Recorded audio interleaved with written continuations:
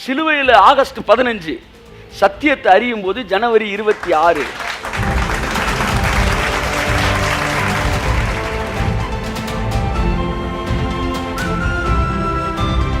அழிவுக்கேதுவான இது அழியாமையும், சாவுக்கேதுவான இது சாகாமையும் தரித்துக் கொள்ளும் போது மரணம் ஜெயமாய் விழுங்கப்படும் என்கிற வார்த்தை அங்கு நிறைவு.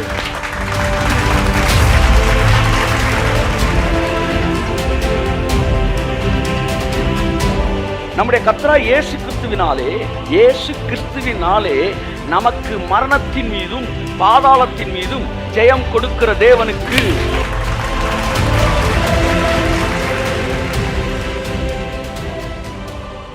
கர்த்தர் நல்லவர். ரோமர் 2 அதை வாசிப்போம். 2:4 வாசிங்க. அல்லது தேவ தயவு, எல்லாம் கவனிங்க, தேவ தயவு. தேவ தயவு நீ குணப்படும்படி உன்னை ஏவுகிறதென்று அறியாமல். எல்லாம் கோடு போட்டுக்காங்க. தேவ தயவு என்னை பாவம் செய்ய ஏவவில்லை, என்னை குணப்படும்படி ஏவுகிறது. நல்லா கவனிங்க. தேவ தயவு நம்மை குணப்படுவதற்குத்தான் ஏவுகிறது, நம்மளை பாவம் செய்ய ஏவவில்லை, பைபிள் சொல்லுது. அப்ப தேவ தயவு, எல்லாம் கைதுக்கு சொல்லுங்க, பக்கத்தில் பார்த்து சொல்லுங்க, தேவ தயவு உன்னை குணப்படும்படி ஏவுகிறது. அப்ப நீங்க கூட இருக்கிற ஆளை குணப்படுத்தணும்னா தயவை காண்பிக்கணும். கடவுள் உங்களை குணப்படுத்துறதுக்கு தயவு காட்டுறாரு, சரியா? பக்கத்தில் இருக்கிறவளை குணப்படுறதுக்கு தயவு காட்டணும். தயவை காட்டாமல் நீங்கள் பேசுனீங்கன்னா குணப்பட மாட்டான். அவன் அரகண்ட் ஆயிரும். பாவம் செஞ்சு 50 வயசு வரைக்கும் வாழ்ந்து, 50க்கு மேலே மனம் திருந்தி ஒரு 80 வயசு வரைக்கும் வாழ்ந்து, ஒரு 30 வருஷம் நல்ல வாழ்க்கை வாழ்ந்து சாகிறவன் இந்த பொண்டாட்டி கொடுக்குற டார்ச்சரில் 40 வயசில் பாவம் செஞ்சுக்கிறதுவே 41 வயசுலேயே ஹார்ட் அட்டாக் செத்துடுறான். இப்போ தான் ஒரு முடிவு எடுக்கிறான், இவன் பாவியாக இருந்தால் கூட அட்லீஸ்ட் நம்ம சுமங்கலியாக வாழ்ந்துருப்பேனடா, இவனை பரிசுத்தமானா கூட நினச்சி இவனை என்ன செஞ்சுட்டேன், காலி பண்ணிடக்கூடாது. ஆமாம், அதுக்கப்புறம் நம்ம அழுது இல்லை இது பண்ணி ஒன்றும் பிரச்சனை இல்லை. அதில் எந்த விதமான பலன் கிடையாது. இதென்ன ஒரு சைக்கிள் ப்ராசஸ்ஸாக? வீட்டில் இருக்கவனை ஐசியூக்கு அனுப்புறது, அப்புறம் ஐசியூவில் அழுது வீட்டுக்கு கூட்டு வருது, கூட்டு வந்து திரும்ப 3வது நாள் பழைய குருடி கதவை திரடி. better be alone than with a bad company in mind. அந்த மாதிரி ஆகக்கூடாது. ஏன்னா இங்கே வந்தால் உன் சுயம் உடைக்கப்பட்டு தான் ஆகணும். எனக்கு பிடிக்கலைனாலும் இதைத்தான் தேவன் செய்யணும், இப்படி இருந்தால் தான் ரிசல்ட் வரும்னா அப்படி தான் போகணும். நான் வேதம் தெளிவாய் சொல்கிறது, தேவனுடைய தயவு உன்னை குணப்படும்படி ஏவுகிறது என்பதை நீ அறியாமல், அடுத்து வாசிங்க, அவருடைய தயவு பொறுமை நீடிய சாந்தம், கை தட்டுங்க, நீடிய சாந்தம், இவைகளின் ஐஸ்வர்யத்தை அசட்டை பண்ணுகிறாயோ? அசால்ட்டா பேசுறியா? ஏண்டா அவருடைய பொறுமை, தயவு, நீடிய சாந்தம் இதெல்லாம் கேவலமா பேசுறியா? நீ பாவம் என்ன வேணாலும் செஞ்சுக்கலான்னு பேசுறாங்க சார், அப்படி நீ கேவலமா பேசுறியா? அவருடைய பொறுமை, தயவு, நீடிய சாந்தம் இவைகளுடைய ரிச்னஸ் என்னன்னு உனக்கு தெரியுமா? எத்தனை பேரை அது மாற்றி இருக்கிறது தெரியுமா? எத்தனை தீவிரவாதிகளை தேவனுடைய ஊழியர்களாய் மாற்றி இருக்கிறது தெரியுமா? சவுலை போன்ற மிகப்பெரிய கொடுமையானவர்களை பவுலாக மாற்றி உலகத்தையே மாற்றக்கூடிய வெளிப்பாடுகளை சொல்ல வைத்திருக்கிறது தெரியுமா? அப்போஸ்தலர் 4:5 6-7 நினைக்கிறேன். ஸ்தேவானை காலி பண்ற நேரத்தில் நான் கடவுளா இருந்தேன்னா அவனை போட்டு தள்ளியிருப்பேன். யார? சவுல. என்ன ஒரு ஊழியக்காரனை கொண்டுகிட்டு இருக்கிறான், அதை விட பெரிய விஷயமா? காப்பாத்துற ஸ்தேவானை காப்பாத்திட்டு பவுல கொண்டிருப்பேன். ஆனா தேவன் அமைதியா இருந்தார். நான் அதை செஞ்சிருந்தேன் என்ன நடந்திருக்கும்னா ஒரு மிகப்பெரிய மிஸ் ஆயிருக்கும். ஆனா தேவன் அப்போஸ்தலர் 5-6 பார்க்கல. அவர் எபேசியரை பார்த்தாரு, ரோமரை பார்த்தாரு, 1 கொரிந்தியர் பார்த்தாரு, 2 கொரிந்தியர் பார்த்தாரு, கொலோசியர் பார்த்தாரு, 1 தெசலோனிக்கர் பார்த்தாரு, 2 தெசலோனிக்கர் பார்த்தாரு, 2 தெசலோனிக்கர் பார்த்தாரு. அப்படியே இது வரைக்கும் 1 தீமோத்தேயு 2 தீமோத்தேயு எல்லாத்தையும் பார்த்தாரு. அதெல்லாம் பார்த்துட்டு பொறுமையா இருந்தார். ஆண்டவனே பொறுமையா இருக்கிறான்னா நம்மளாம் எவ்வளோ பொறுமையா இருக்கணும். இந்த கொளுத்தி போடுறதுக்கு 4 பேர் இருப்பாங்க. அவங்க வேலையை வந்து ஊரில் இருக்க குடும்பங்களை பிரிக்கிறேன்னு இருக்கும். அவங்களோட தொடர்பு இருந்தாலே அவ்வளோதான். அதுக்கப்புறம் 20% தான் அந்த குடும்பம் பிழைக்கிறதுக்கு வாய்ப்பு இருக்குது. ஆமாம், அதுக்கு மேலே வாய்ப்பு இல்லை, ரொம்ப கஷ்டம். 3வது நபர் உள்ளே நுழைஞ்சிட்டு அது ஸ்ட்ராங் ஆகிரும். அதுக்கப்புறம் வந்து 20%, அதுவும் தேவ கிருபை தேவ தயவு இதெல்லாம் வந்து எக்ஸ்ட்ரா ஊற்றப்பட்டால் தான் திரும்ப அதுலேருந்து எந்திரிச்சு வர முடியும். அதுக்கப்புறம் உங்கள் ஹோப்லெஸ்ன்ற பொசிஷன் தான். நீங்கள் மனசை திடப்படுத்திக்கணும். இனிமேல் தேர்றது கஷ்டம் தான்டா, இன்னொருத்தர் நுழைஞ்சிட்டா அவனால முடியும். சரி நண்புக்குரியவர்களே, நான் என்ன சொல்ல வரேன் என்றால், தேவனுடைய தயவு தான் வந்து மிகப்பெரிய ட்ரீட்மெண்ட்டு. உங்கள் பிள்ளைகளை வளர்ப்பது சில எல்லாவற்றிலும் வந்து இதுதான் காட்ஸ் ஸ்டைல். இல்லாட்டி போட்டியில் ஜெயிச்சிருவீங்க, போட்டியில் ஜெயிச்சிருவீங்க, ஆனால் வாழ்க்கையில் தோத்துருவீங்க. இது எப்படி, நான் வந்து இப்போ ஸ்கூலில் வந்து நீ உட்காந்து எவன்டா வீட்டு பாடம் செய்யாதேன்னு பாஸ்டர் இவர் டீச்சர் கேட்குறாரு. உடனே பக்கத்தில் உட்காந்துருக்கேன் நான், ஒருத்தன் வீட்டு பாடமே செய்யாமல் இருக்கிறான். அவன் அப்படியே பயந்து போய் உட்காந்துருக்கான். டக்குன்னு வந்து சார் இவன் தான் சார் அப்படின்ட்டேன். கூப்பிட்டு வெளுன்னு வெளுத்துட்டார். அவன் அடி வாங்கி அப்படி நொந்து போயிருக்கும்போது கிளாஸ் இன்டர்வெல்ல ஒரு டிவி வாங்கி கொடு, என்னை கவனிப்பே இல்லையான்னு அவனை பார்த்து கேட்டால் எப்படி இருக்கும்? வாடா மாப்பிள்ள, எல்லாத்தையும் போட்டு விட்டு நீ டீ வேறு கேட்குறியா அப்படின்னு சொல்லுவானா இல்லையா? அவனை இழந்துட்டீங்க, அவ்வளோதான். அப்படித்தான். இப்போ இவனை ஜெயிக்கணுமா இல்லை வாழ்க்கையில் ஜெயிக்கணும்? இவனை ஜெயிக்கணுமா வாழ்க்கையில் ஜெயிக்கணுமா? அந்த முடிவுக்கு நம்ம வரணும். It's very important. That's what human psychology. நிறைய பேர் போட்டியில் ஜெயிச்சு வாழ்க்கையை தோத்துறாங்க. உன்னை வந்து சிபிஐ டிபார்ட்மெண்ட்ல ஆள் எடுத்தாங்க. சிபிஐ டிபார்ட்மெண்ட் ஆள் எடுத்தால் நான் போய் எதிரிகளை பிடிக்கிறது என் வேலை. ஆனால் என் வேலை வந்து ஒரு குடும்பத்தை உருவாக்குவது. ஆமாம், குடும்பத்தை உருவாக்குவது. ஏன் இராணுவ ஆட்சி நீங்கள் எதுக்குறீங்க? இதோட நல்லா இருக்கு சார் இராணுவ ஆட்சி, ஏன் வேணான்றீங்க? ஏன் ஜனநாயக ஆட்சி வேணுன்றீங்க?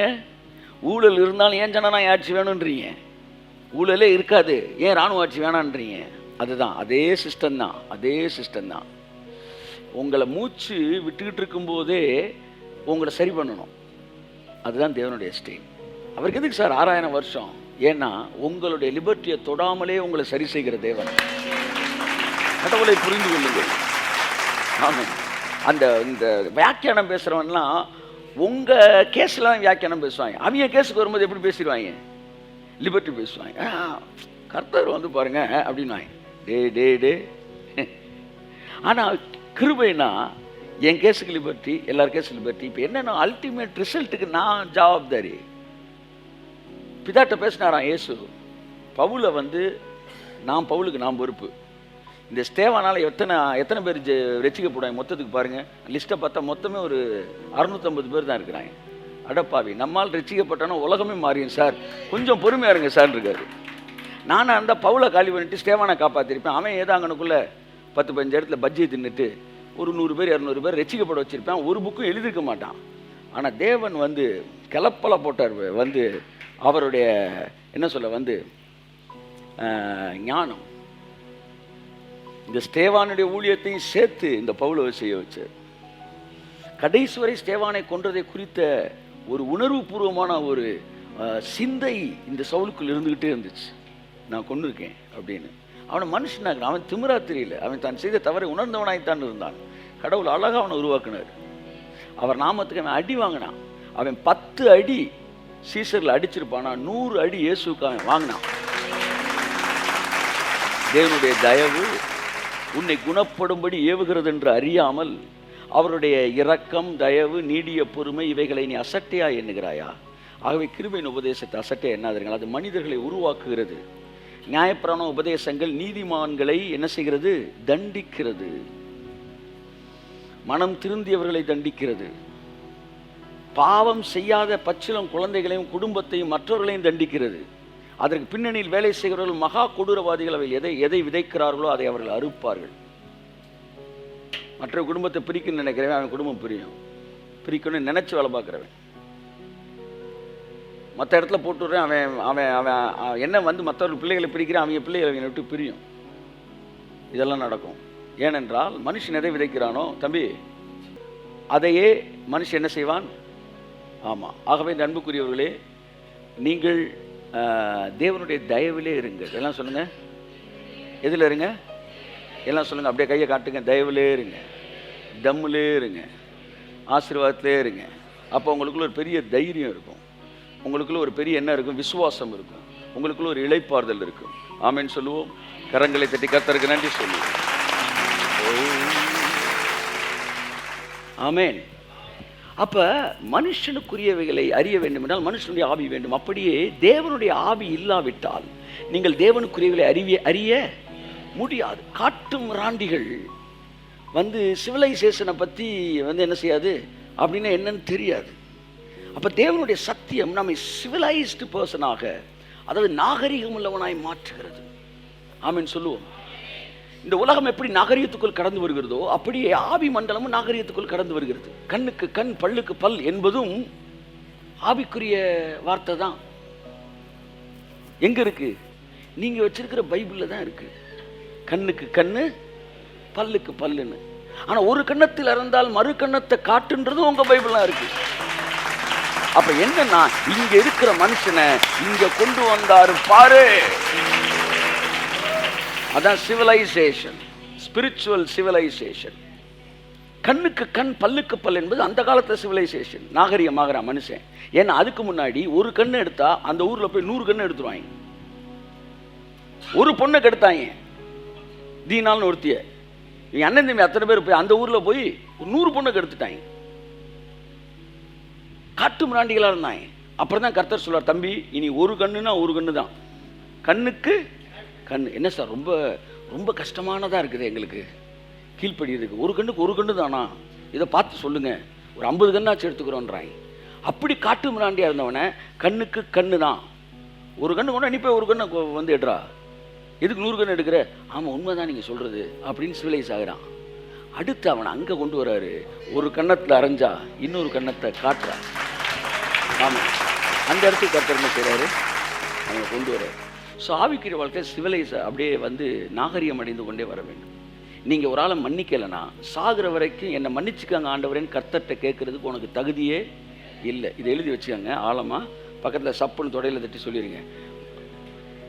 ஒருத்தர் மன்னிப்பு கேட்டவனுக்கு ஒருத்தனுக்கு நீ மன்னிப்பு கொடுக்கலன்னா சாகிற வரைக்கும் மன்னிப்புன்ற வார்த்தையை உனக்கு பயன்படுத்துறதுக்கு கிடையாது. ஏன்னா நீ கொடுக்காத எதுவும் உனக்கு நான் கொடுக்க என்ன சொல்கிறீங்க? உங்களுக்கு அவர் கொடுத்தது காரணமே நீங்கள் எல்லாரும் கொடுக்கணும் தான். நானே உயிர்த்தெழுதலும் ஜீவனுமாக இருக்கிறேன் என்று இயேசு சொன்னார். சபையானது உயிர்த்தெழுதலையும் பேச வேண்டும், ஜீவனையும் பேச வேண்டும். ஜீவன் என்றால் உயிர்த்தெழுந்த பிறகு வாழ்கிறான்ல, அவன் எப்பேற்பட்ட வாழ்க்கையை வாழப்போகிறான் என்பது அடுத்து முக்கியமான விஷயம். ஒரு பிச்சைக்காரன் பிச்சை எடுத்து வாழ்ந்துக்கிட்டு இருந்தவன் கடைசியில் சோறு இல்லாமல் செத்துட்டான். அவனை ஜோமுன்னு எழுப்பிட்டீங்க, எழுப்பி திரும்பவும் பிச்சை எடுக்க விட்டீங்க. இப்போ உயிர்த்தெழுதல் எவ்வளோ முக்கியமோ ஜீவன் அவ்வளோ முக்கியம்.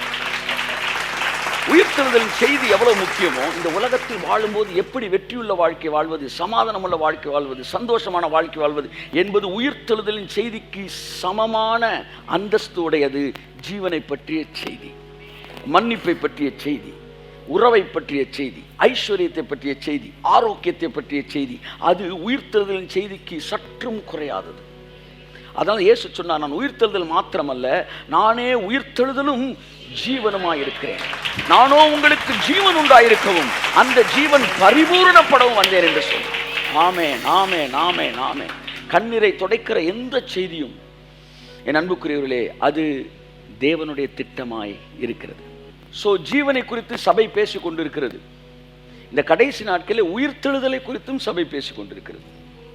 ஆமென். அதை கோட்டை தொடுற வரைக்கும் தப்பிச்சு போகிறவனை இழுத்துக்கிட்டு இருந்த சபை கோட்டை தாண்டினவனே இப்போ விரட்டிட்டு போய் என்ன செய்து இழுத்துட்டு வரக்கூடிய இடத்திற்கு அது கொண்டு வருகிறது. சபையானது தன்னுடைய வெற்றியின் எல்கைகளை பெரிதாக்கி கொண்டே வருகிறது என்பதுதான் செய்தி. ஆமென் சொல்லுவோம். யோவான் 11ஆம் அதிகாரம் 25, 26. இயேசு அவளை நோக்கி, நானே உயிர்த்தெழுதலும் ஜீவனுமாய் இருக்கிறேன். உயிர்த்தெழுதலும் ஜீவனுமாய் இருக்கிறேன். என்னை விசுவாசிக்கிறவன் மரித்தாலும் பிழைப்பார். கை தட்டுங்கள் ஒரு தவறுக்கு. இயேசு சொன்னார், நானே. வாசிங்க. இயேசு அவளை நோக்கி, நானே உயிர்த்தெழுதலும் ஜீவனுமாய். அதோட நிப்பாட்டிங்க. நானே உயிர்த்தெழுதல். எல்லாரும் சொல்லுங்க. இயேசு என்றால் என்ன அர்த்தம் சொல்லுங்க. இயேசு என்றால் உயிர்த்தெழுதல் என்ற அர்த்தம். இயேசு வந்திருக்கிறார் என்றால் உயிர்த்தெழுதல் வந்திருக்கிறது என்ற அர்த்தம். எங்கே 2-3 பேர் கூடியிருக்கும் போது அவர்கள் மத்தியிலே என் நாமத்தில் கூடும்போது மத்தியில் நான் இருக்கிறேன் என்றால் அங்கு உயிர்த்தெழுதல் இறங்கி இருக்கிறது என்ற அர்த்தம். whether it is in your body or in your spirit or in your soul. நீங்க பாருங்க, அவர் வந்தவன உயிர்த்தெழுதல் நடக்குது. உயிரோட செத்து இருக்கிறவனுக்கு உயிர்த்தெழுதல் வருது. பாடியில செத்து இருக்கவனு உயிர். அவர் சொல்றாரு, நான் தான் உயிர்த்தெழுதல், நான் தான் ஜீவன். இல்லை, கடைசி நாள் அல்ல, நானே முக்கியம் என்றார். புரியுதா உங்களுக்கு? கடைசி நாளில் நீங்கள் வரும்போது என் சகோதரன் எழுந்திருப்பான். அப்போ கடைசி நாளில் வரப்போகிறது யாரு? நான் தானே. அவர் தானே இப்போ வந்திருக்கிறேன். நாள் முக்கியம் அல்ல, நானே முக்கியம். நானே உயிர்த்தெழுதல், நானே ஜீவன்.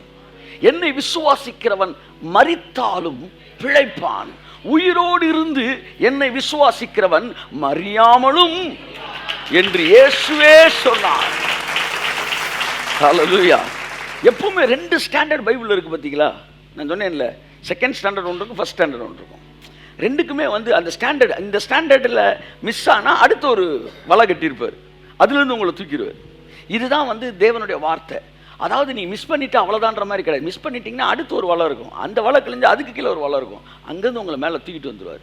பாருங்க, என்னை விசுவாசிக்கிறவன் மறியாமல் இருப்பானா, மரித்தால் பிழைப்பானா? விசுவாசிக்கிறவன் சாகவே மாட்டானா.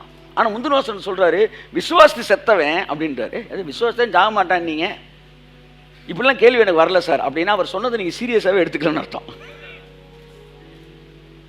சார், பிப்ரவரி மாதம் 31 மீட்டிங் வந்துருக்கு சார், நாங்கள் உங்களை புக் பண்ணிக்கிறோம்னு சொன்னால் ஓகே சார், நீங்கள் சரியாக கேட்கலன்னு அர்த்தம் அவர் சொன்னதை. பிப்ரவரி மாதத்தில் 31 இல்லையே சார் அப்படி கேட்டிங்கன்னா சொன்னதை சீரியஸாக கேட்டிருக்கீங்கன்னு அர்த்தம். அவர் சொல்கிறாரு, விசுவாசிக்கிறவன் மரித்தாலும் பிழைப்பான்றாரு.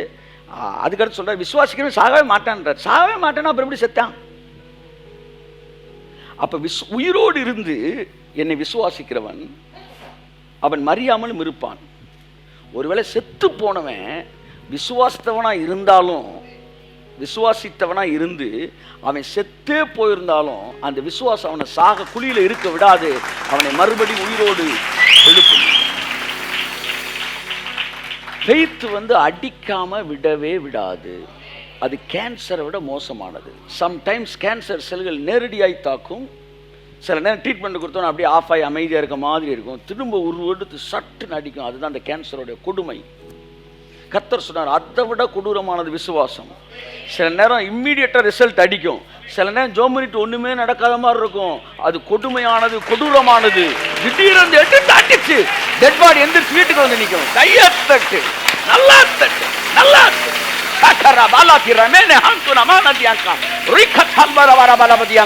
என் வாயிலிருந்து புறப்பட்டு வந்த ஒரு ஜெபமும் அது வெறுமையாய் திரும்பாது.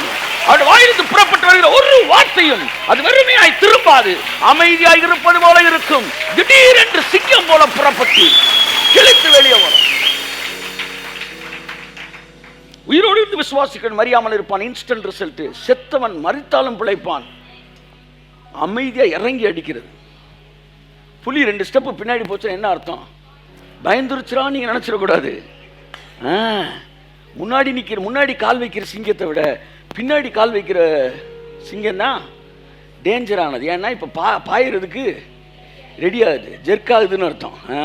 கரெக்டாக இருக்கான்டா. முன்னாடி இருந்து தப்புனா இவனுக்கு பின்னாடி போயிடுவோம். கொஞ்சம் 2 ஸ்டெப் பின்னாடி வா, இப்போ கரெக்டாக இருக்குது. பின்னாடி கால் வச்சோம்னா தோத்துருச்சு நினைக்கக்கூடாது, அடிக்க போதுன்னு அர்த்தம். ஆமேன்னு சொல்லுங்க. ஆமாம், ஒரு சிங்கம் இப்படி தான் ஒருத்தனை அடிக்க போயிருச்சான். கிறிஸ்தவன் அவன் ஒன்று, ஆண்டவரே என்னை காப்பாற்றுங்க. அப்புறம் சிங்கம் இப்படி சாப்பிட அப்படியே நின்றுச்சான். அமைதியை கண்ணை மூடிச்சான், முழங்கால் போட்டுருச்சான். ஸோ பரவாயில்லையப்பா, சிங்கம் கீழ்ப்படிஞ்சிருச்சு. அப்புறம் டக்குன்னு சிங்கம் 2 நிமிஷம் கண்ணை தெரிஞ்சான். நான் கிறிஸ்தவ சிங்கம், சாப்பிட்றதுக்கு முன்னாடி ஜெபிச்சுட்டு தான் சாப்பிடுவேன், ப்ரேயர் பண்ணிட்டு தான் போடுவேன். ரிவர்ஸில் வந்தீங்கன்னா என்ன அர்த்தம்?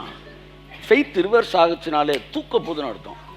சார், கேன்சர் ஒருத்தனுக்கு ஒன்றுமே இல்லாட்டினா கூட என்ன, நான் ஸ்பிரிச்சுவல் பீப்புளை டோட்டலாக தேர் டோட்டலி எக்ஸப்ஷனல்.